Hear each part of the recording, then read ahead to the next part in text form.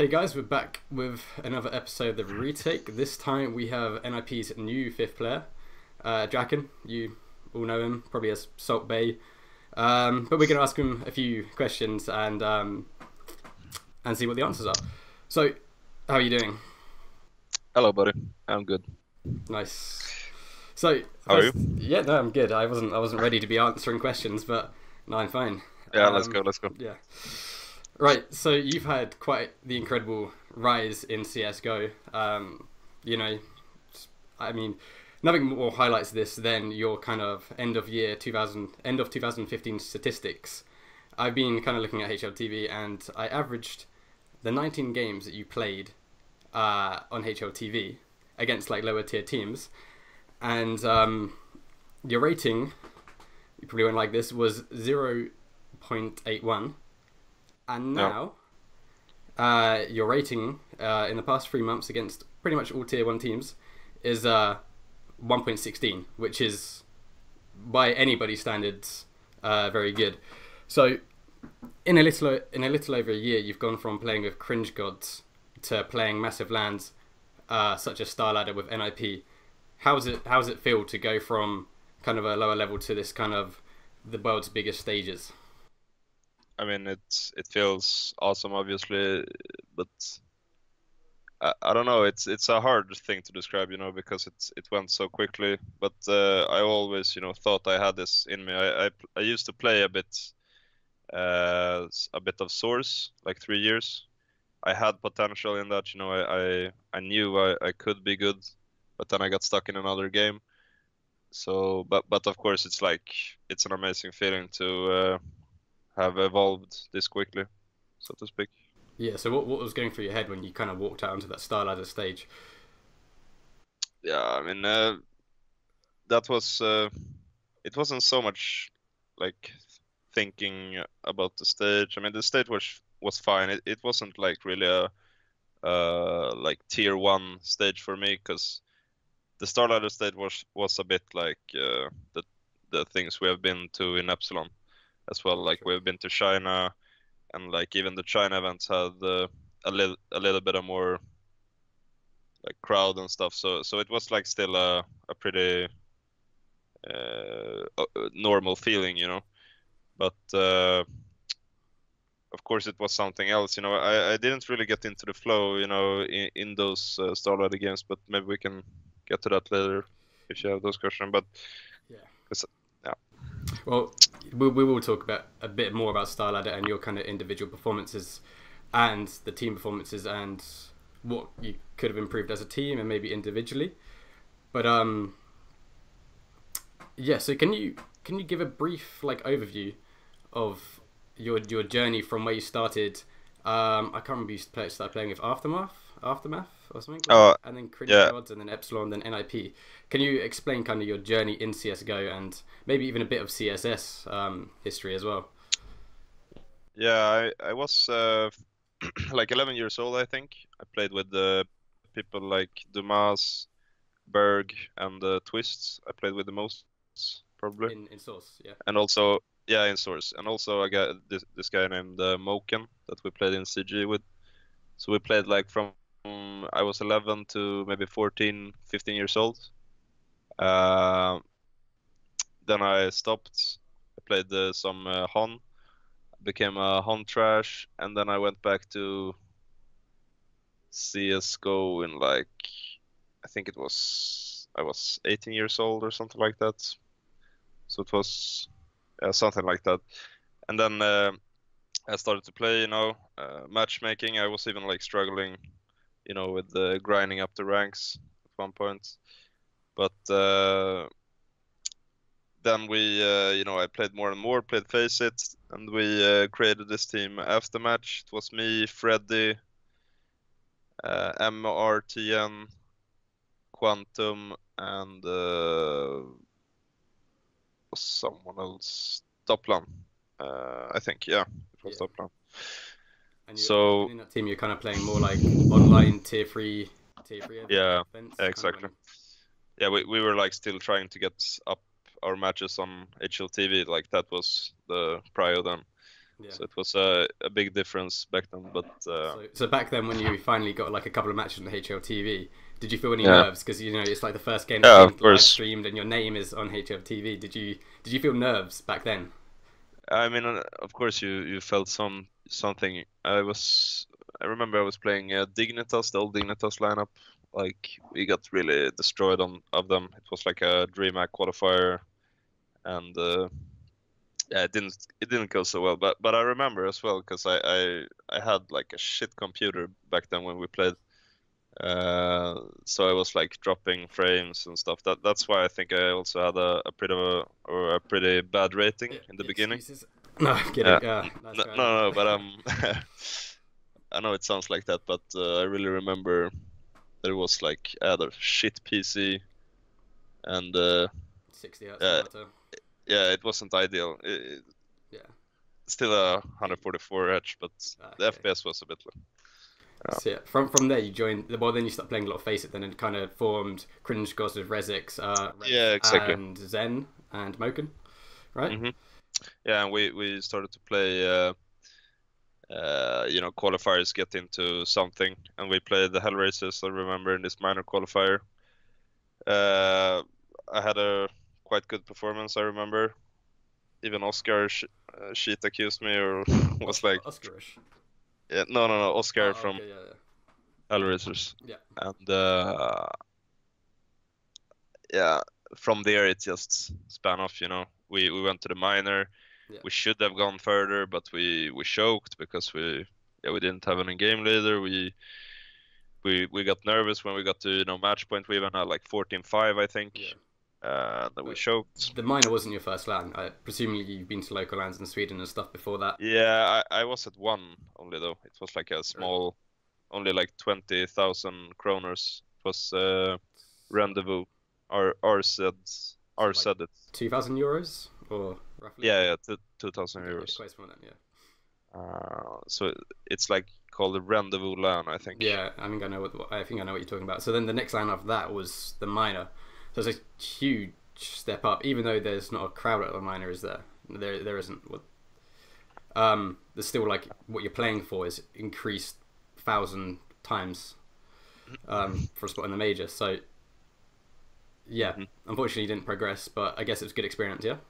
Yeah, of course. And then after that, we decided to go Swedish. We swapped out 2 players and brought in what was it, Doplan and Freddy. Yeah. So then it was me, Doplan, Freddy, Moken, and Res. Oh no. Res. Yeah. And then we got in Exelos instead of Moken. We started playing there. It didn't work out so well because Exelos wasn't in game leader. We got Barbar then replaced Exelos. After we tried out some people. I remember we tried out Pauf as well. But then, yeah, I don't really remember what more. It became CG became Epsilon, I guess, in March. We went to Copenhagen, and then after a while the Doppler incident happened and everything. So now you're an NiP, and how do you feel like you've developed or improved as a player since joining NiP? What's changed since going from Epsilon to NiP in terms of maybe your skill, maybe your communication, maybe your game sense, your awareness? What's improved? I mean, everything has obviously improved, but I think my in-game knowledge is better. I think because I think that's the thing that you really after a while. Of course, you're gonna improve in aim and stuff, but that is like a bit more a slower curve. And I suppose you can learn from playing with more experienced players like Forrest. Yeah, exactly. So that's exactly. It's nice, to have this 2 lands that we have had as experience now. All right, so moving on towards kind of you guys as a team. Now you've had a bit of time to settle in. I've kind of noticed a few tendencies. You guys seem to have better kind of CT sides than T sides currently. Obviously, over time that could change, you know. But just a couple of examples. When you were at StarLadder, playing CT side, you crushed Virtus Pro on CT, and then you got the win on Nuke quite comfortably in the end. Against MVP, I think you were only just winning on Cobblestone T side, 8-7, and then on CT side, you only dropped 2 rounds and won the match quite comfortably in the end.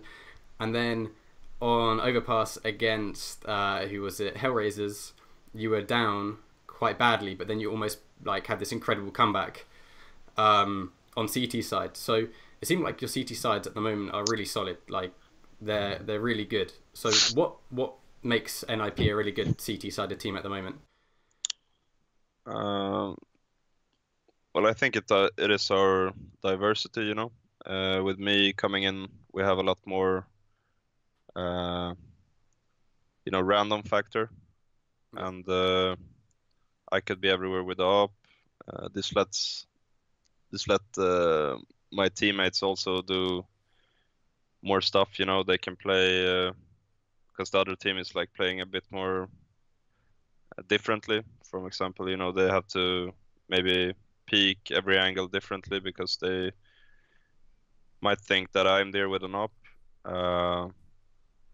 So I think, yeah, just more random. We have more aggression and more random factor, I would say. Okay.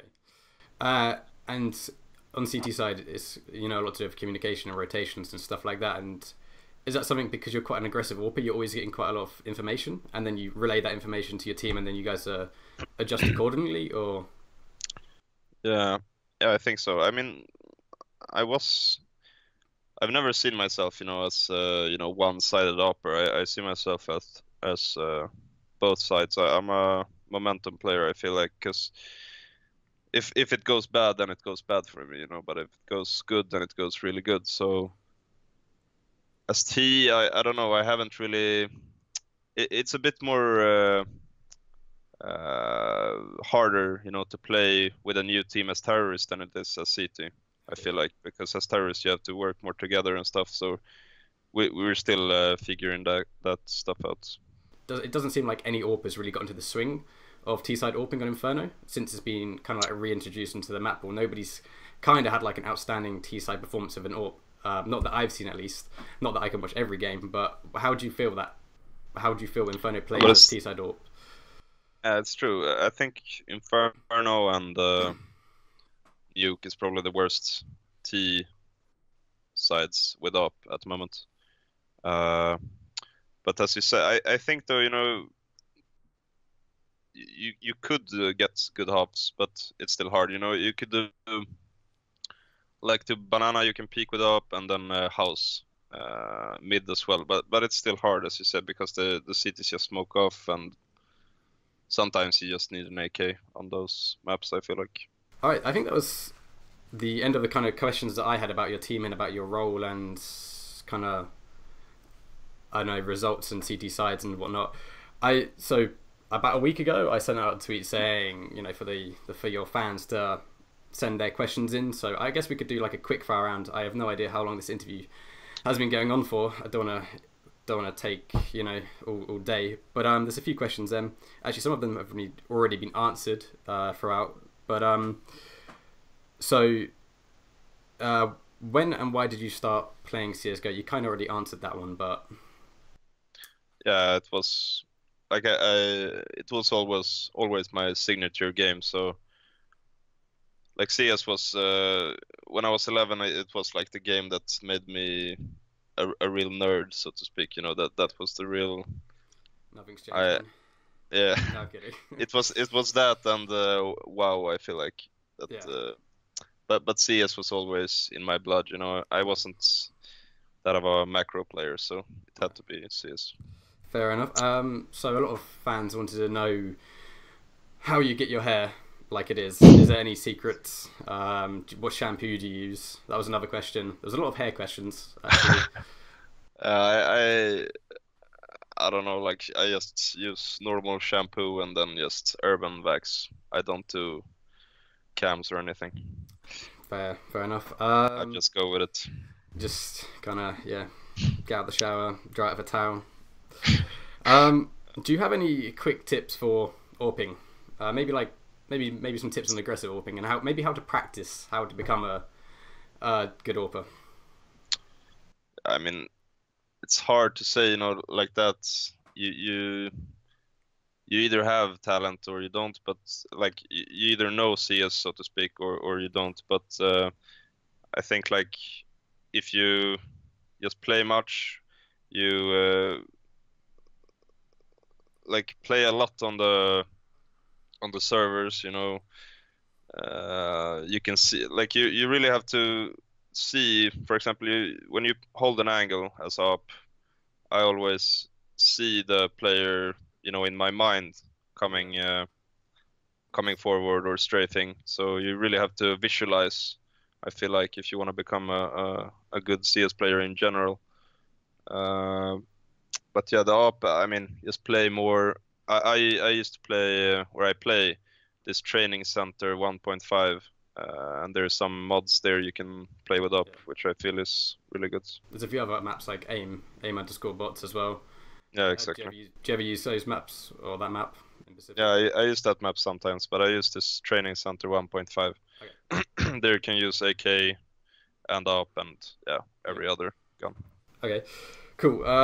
So what advice would you give to young players that want to follow in your footsteps? I guess you've already kind of answered that in the previous question, but maybe more specifically on what is your training schedule like? How many deathmatch kills a day do you do if you have a specific number trying to hit? Or what other, do you do any surfing, any KZ maps, etc. to get your movement better as well? Or demo watching? What's kind of like your routine to improve individually? I mean, I haven't watched that much demos lately. I used to, before I guess before I become, became good in CS, I always watched matches. I was like a betting nerd, so I watched so much. What was the more question? Yeah, I don't remember. Sorry. Do you have a specific number of like deathmatch kills you get, or like you get per day, or any? No, I don't. Like it's different because I tend to warm up on this training center map. Yeah. It's like the aimbots, so sometimes I go to deathmatch, but it's really rarely I count, how many kills and stuff I play. But I don't consider myself of a playing much deathmatch. I don't, but I play quite a lot against bots. At least like just if you play like 10 or 15 minutes before you go into matchmaking or face it or your games or whatever, I feel like it's enough, Yeah. So how did you choose your nickname, and how do you pronounce it in Swedish? Because I don't know whether it's Draken. I mean, how would you pronounce it, and how did you choose it? I mean, it's quite a long story. It was first, I just played Face It with my friends, and I wanted, to be this little kid, that people would get annoyed at, just because I thought it was funny. Yeah, I thought it was funny. I wanted to make them mad. I want when they die, I want them to know, oh, cheater. So I had I liked Draco Malfoy always. I thought he was like a slick, annoying guy. Yep. So I just put a Draco Malfoy picture, and I just used that name, and then slowly that became Draken, and like Draken. It was like Draken means dragon in Swedish, so it's good there, and it's also from the Draco Malfoy character. So fair enough. I mean, there are some weird nicknames in CSGO. Yours seems quite normal because it's dragon in Swedish, but I mean, I should have asked Forrest like a couple of weeks ago how he got his nickname, because Forrest, like, was he just walking through the forest one day and was like, yeah, I'm just going to call myself Forrest? No idea. I think that's the last question. So yeah, thank you for your time, and for you watching, guys. We're gonna have another interview like next week with Mertz from North Academy, and I think that's it. Yeah, thank you for watching.